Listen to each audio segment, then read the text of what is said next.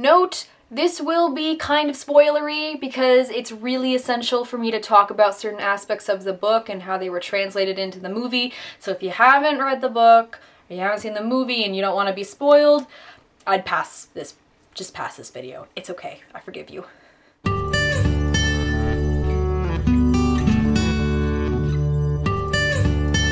Last night, I finally sat down and watched a movie I had been planning to watch for a while, and that was Unbroken, starring Jack O'Connell, directed by Angelina Jolie.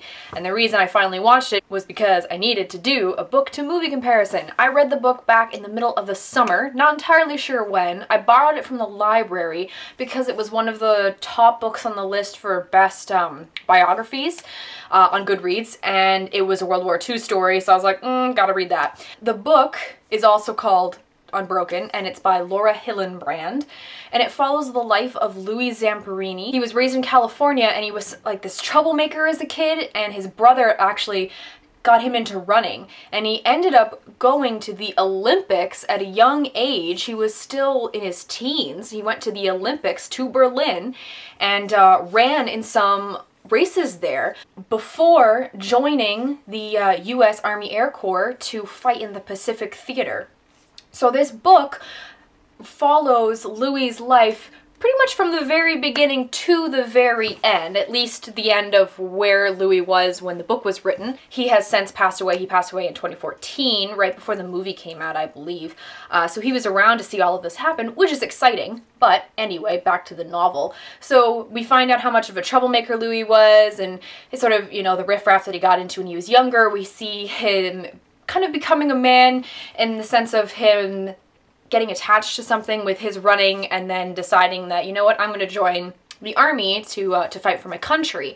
The thick of the novel is really focused around his time in the army because he's in a plane crash and spends, I believe, 47 days on a raft with a couple other people before they are rescued by the Japanese and sent to a POW camp where he is mistreated a lot by someone they like to call the Bird. Eventually he gets out of this POW camp and goes home, fights years of PTSD, and sort of uses God as a way to step out of that, and he figures out that forgiveness is really the way to get over, to move past his problems.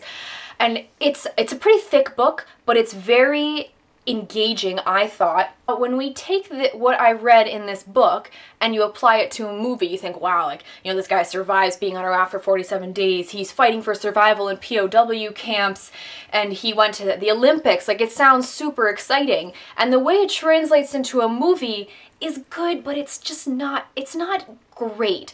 When I read the book, I was really engrossed in it. I wanted to keep reading and keep finding out, whereas with the movie, it kept my attention, but I didn't really feel the need to, if I had to stop watching the movie, that I would be like, I need to watch the rest of this right now. Jack O'Connell, who plays Louis, does a great job. It was really awesome to see him in something and sort of growing as an actor because I know him from Skins, and he seems to be stepping out into some bigger roles, which is great. But really, I think Jolie's direction of the movie just wasn't as great as it could and should have been. It's not that they skipped a lot of stuff. I mean, there was a couple subtle differences between where in the book the POWs kind of form together and try to kill the Bird, who is the bad guy who runs the POW camp, whereas in the movie, you know, they're rooting for Louis, but they do it very quietly. They misbehave, but they never really join together. And I just found that sort of the spark that I got reading the book, that little bit of extra enjoyment that just really made me like it, wasn't present in the movie. The movie also really skims over his post-war life, whereas in the book we do get a large chunk of the story. In the movie they do that thing where they show the pictures and like have a little, this is what happened. And yeah, it's understandable because there's a lot to tell and you only can watch a movie for so long, but I honestly think that his story probably would have benefited from having a 13-part mini-series instead, something along those lines, so they could really get in deep with the details, because when they were making the movie, he was still alive. They could have asked him questions about stuff and his journey through fighting PTSD and his forgiveness and actually going back to Japan and meeting a lot of the people who had treated him so poorly in the POW camps. Things like that, it it gets lost in the movie because you can only focus on so much, so I really think a miniseries would have been beneficial to this instead. And in that case, I definitely would recommend the book over the movie. Back to the book, since I'm telling you to read the book over the movie, the book is 95% of it is perfect. There are certain parts that are kind of choppy, but 95% of the time, I really enjoyed what I was reading, and I wanted to keep reading. I wanted to find out more. Looking back at Goodreads, just to make sure I'm remembering correctly, I gave Unbroken, the novel, 5 stars because it was so gripping and it tells the story of a very interesting life and in a very well done, well-rounded way. The movie, I'd probably give it like 3 out of 5.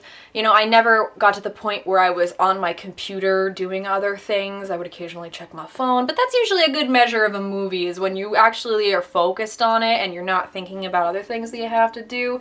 So, you know, this movie kind of hit it for me, but I was also kind of a miss. And in terms of book to movie adaptation, it's okay.